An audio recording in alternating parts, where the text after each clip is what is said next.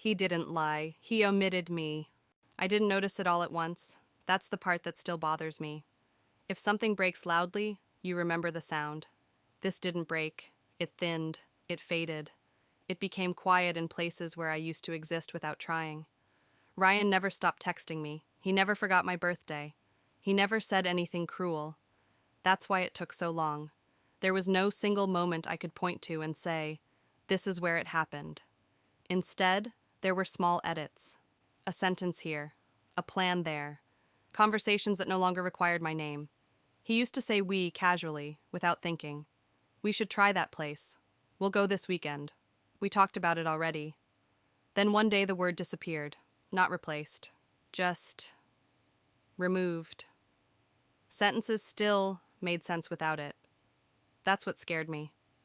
I was still there, technically, in his apartment, in his bed, in his schedule sometimes, but not in his language anymore.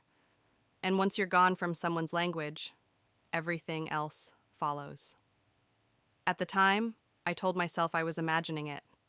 I was tired, overthinking, being dramatic. I was always good at blaming myself for the quiet things. Loud pain feels justified. Quiet pain feels like a personal failure. So I stayed still, I listened, and I waited. Ryan loved efficiency. That was one of the things I admired about him at first. His life had clean edges, morning routines, evenings planned in advance, decisions made quickly, without visible emotion. Being with him felt like stepping into a room where everything already had a place. At first, he made room for me.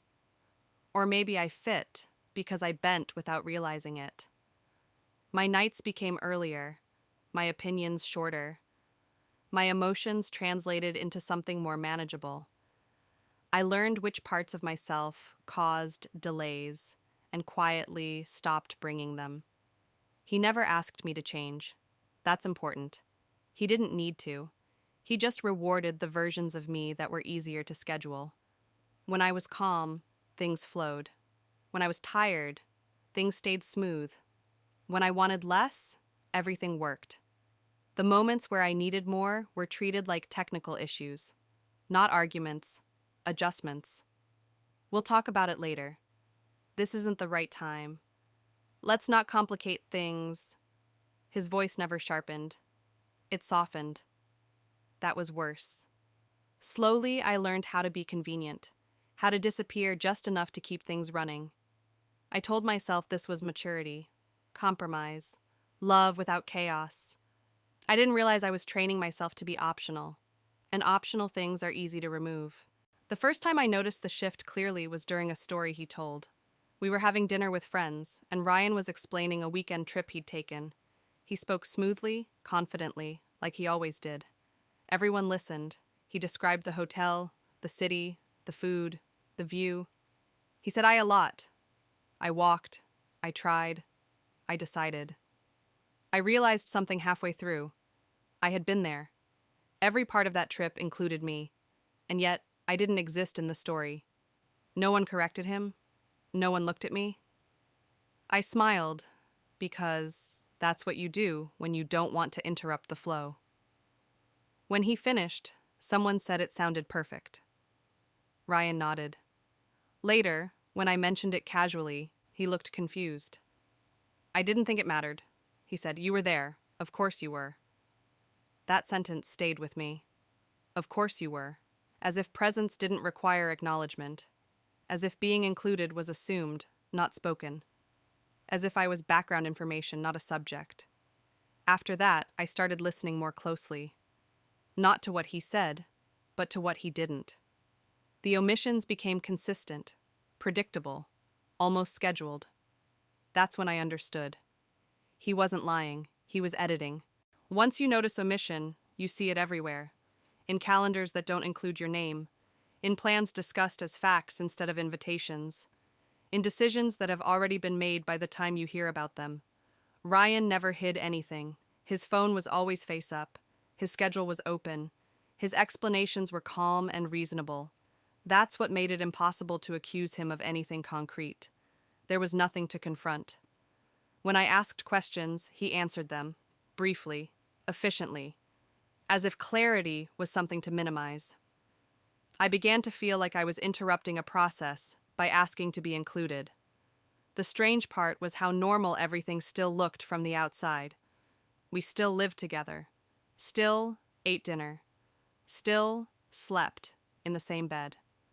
People assumed we were solid, stable, ideal, and I let them. Because how do you explain that someone hasn't done anything wrong, yet you feel like a footnote in your own relationship? I wasn't excluded aggressively. I was excluded quietly, in a way that made resistance feel unnecessary, dramatic, immature. That's the genius of omission. It doesn't create conflict, it creates doubt. And doubt turns inward. You start questioning your needs, your memory, your importance. I didn't feel betrayed, I felt erased. The realization didn't arrive as anger. It arrived as structure. Once I saw the pattern, everything aligned too neatly to ignore. I wasn't losing him to another woman.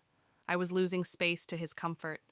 Ryan optimized his life the way he optimized everything else.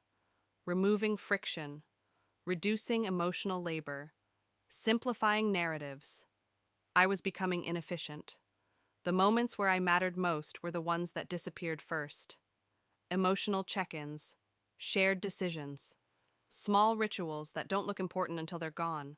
They weren't dramatic enough to justify their own absence. He didn't choose someone else over me. He chose a version of life where I required less acknowledgement, where my presence didn't alter the schedule. That's when I stopped trying to explain myself, not out of spite, out of clarity. I realized explanation was participation in my own removal. Every time I asked for space, I framed myself as an exception instead of a constant. So I watched, I paid attention, I took mental notes the way he took real ones. I learned his system. And systems can be used both ways. I didn't confront him, not because I was afraid, but because confrontation would have required him to lie, and I didn't want that. I wanted him to keep doing exactly what he was doing. Instead, I mirrored his language. I stopped inserting myself. I let plans happen, without checking in. I responded with the same neutral tone he used with me. Calm, efficient, minimal. At first, he didn't notice. That confirmed everything. My emotional labor had been holding the illusion together. Once I removed it, the structure still stood, for a while. Then small disruptions appeared. He forgot things he used to rely on me for. Emotional translation, social smoothing, context, the invisible work, the things he never counted because they were always there. When those disappeared, he felt it. Not as loss, but as inconvenience. He asked if something was wrong. I said no. And for the first time, it was true.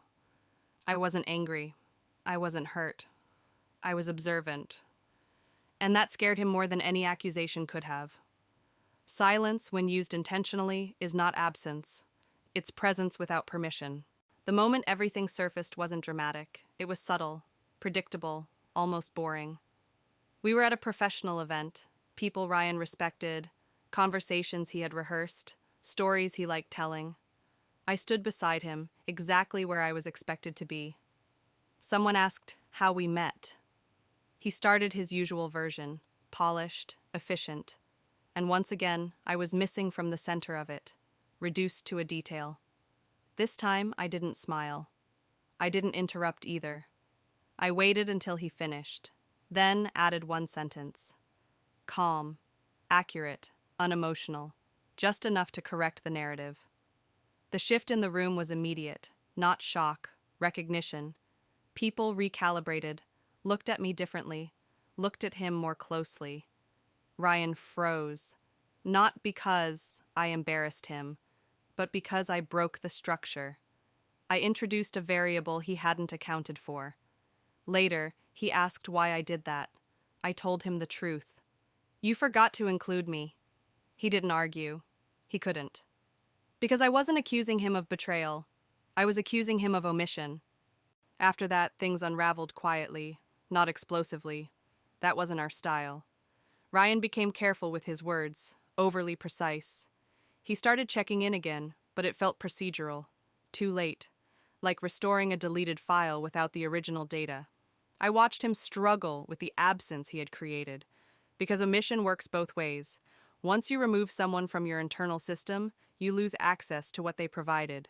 I didn't punish him. I didn't take revenge in the traditional sense. I simply stopped filling the gaps he had stopped noticing. The relationship didn't end with a fight. It ended with acknowledgement, with him realizing that optimization has a cost, and that cost was me. When I left, it wasn't theatrical. No packed boxes, no speeches, just a decision carried out efficiently. Ryan asked if we could talk. I said we already had, just not out loud. He asked when things went wrong. I told him they never did. They just became empty. That was the truth. There was no villain moment, no betrayal scene, just a gradual removal until nothing meaningful remained. I wasn't heartbroken. I was clear. And clarity is dangerous when you've been trained to doubt yourself. Looking back, I understand why it worked the way it did. Omission feels safer than lies. Cleaner, less cruel, but it's not less damaging. When someone omits you, they don't just remove you from plans. They remove you from reality, from language, from memory. Ryan thought he could replace me quietly, that no one would notice, that I wouldn't either. He was wrong. Because when you disappear someone carefully enough, the absence becomes undeniable. And once you notice it, you don't argue. You leave.